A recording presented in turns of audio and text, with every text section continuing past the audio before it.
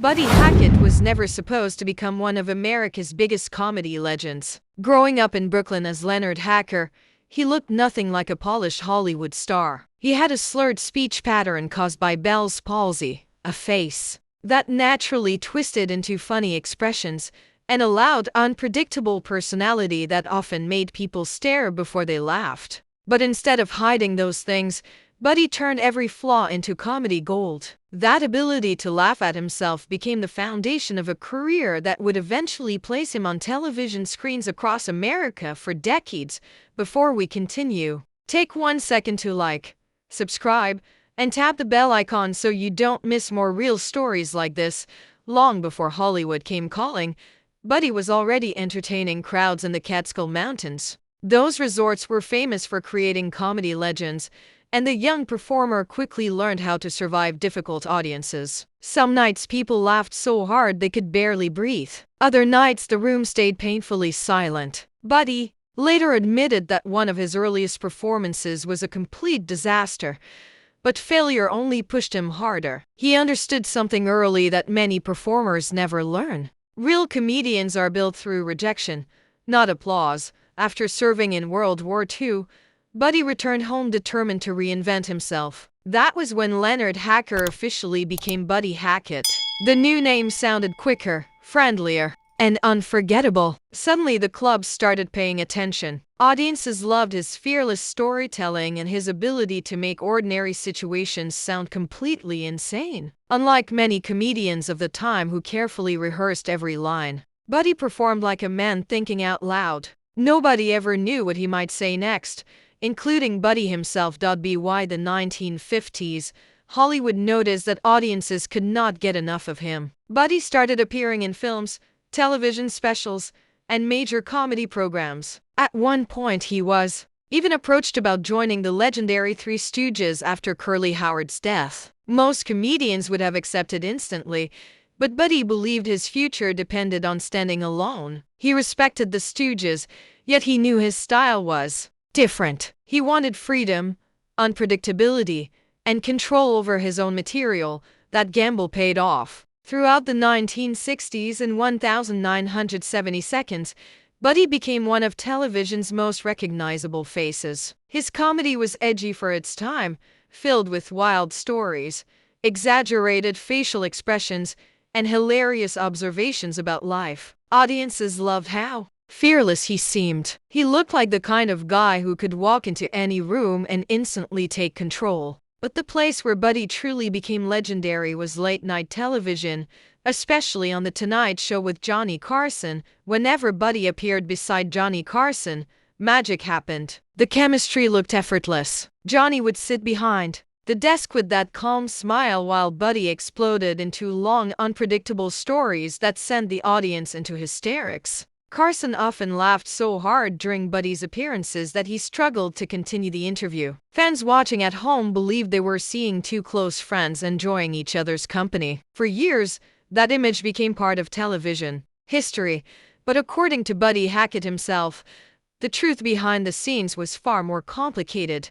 Johnny Carson carefully protected his public image. On television, he looked charming, relaxed, and approachable. Millions of Americans viewed him as the perfect late-night host. He listened politely, laughed at the right moments, and made celebrities feel welcome. But many comedians who worked closely with Carson eventually discovered another side to him. Buddy Hackett later admitted that despite appearing on the show dozens of times, he never truly felt close to Johnny.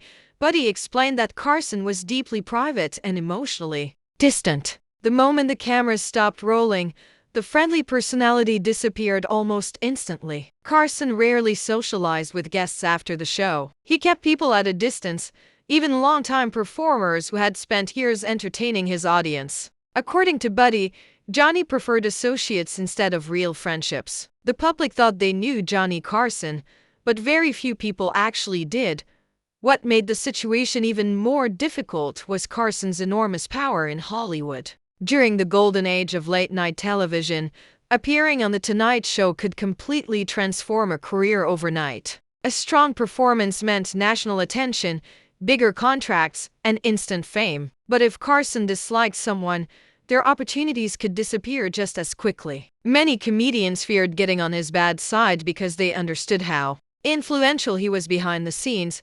Buddy Hackett learned how to survive that environment better than most. He knew exactly how far he could push things without threatening Carson's control of the show. Buddy could dominate a segment with hilarious storytelling, but he always made sure Johnny remained the center of attention. That balance allowed him to become one of Carson's most frequent guests ever. While other comedians eventually disappeared from the program, Buddy kept returning because he understood the rules of the game. Still, even Buddy admitted there was always tension underneath the laughter, according to stories shared by people close to Carson. The host could become cold and unforgiving when he felt disrespected. One of the most famous examples involved Joan Rivers. For years, she served as Carson's trusted guest host and one of his closest television partners. Then she accepted an offer to host her own competing late-night show. Carson reportedly felt betrayed and never forgave her. Their friendship ended permanently.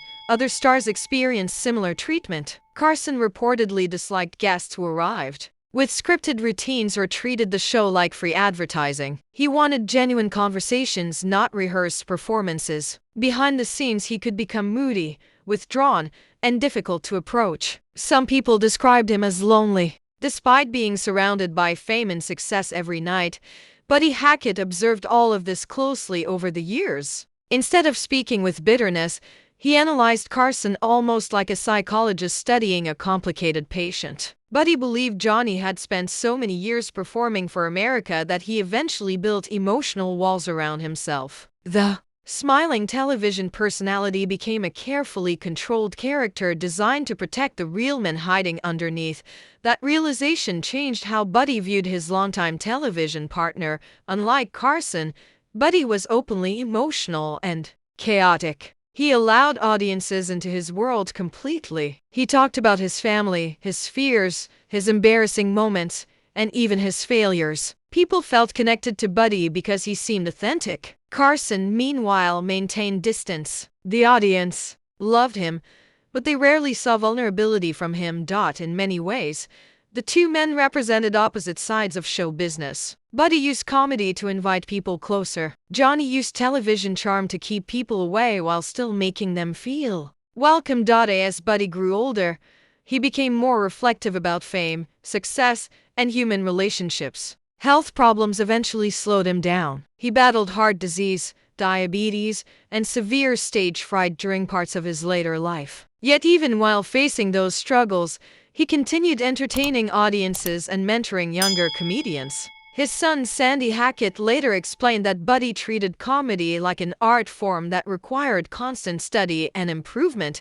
Despite everything he revealed about Carson, Buddy never sounded hateful. He respected Johnny's talent enormously and understood the pressure that came with controlling late-night television for so many years. But he also believed the public deserved to understand the reality behind the polished image. According to Buddy, Johnny Carson was both brilliant and deeply isolated. He could make millions of viewers laugh every night while privately struggling to connect with the people around him. That contradiction fascinated Buddy because it showed how different public success can be from personal happiness. Even today, decades later, people still debate the true nature of Johnny Carson. Some remember him as the greatest late-night host of all time. Others focus on the stories describing his colder side behind closed doors. But Buddy Hackett's perspective remains one of the most interesting because he experienced both versions of the man firsthand. He shared the stage with Carson repeatedly, witnessed the private behavior, and survived an industry where one wrong move could end a career instantly. Buddy Hackett himself passed away in 2003, leaving behind a legacy filled with laughter, unforgettable stories, and one final revelation about the complicated king of late-night television. In the end, Buddy's honesty reminded people that celebrities are never as simple as they appear on screen. Behind every famous smile exists another reality hidden from the audience, and according to Buddy Hackett, Johnny Carson may have been the perfect example of that truth.